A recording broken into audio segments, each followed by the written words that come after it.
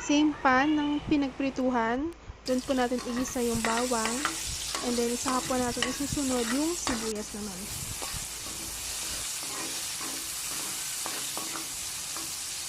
Sunod natin yung chicken, marinated po ito ng patis at ground black pepper.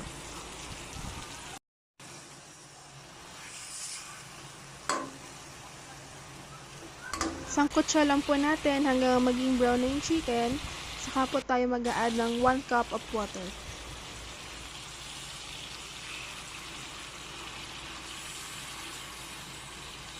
Sa part po na ito, naglalagay na rin po ako ng mga pampalasa, half ng Knorr chicken cube. Ang recipe ko po, naglalagay po ako ng Spanish paprika.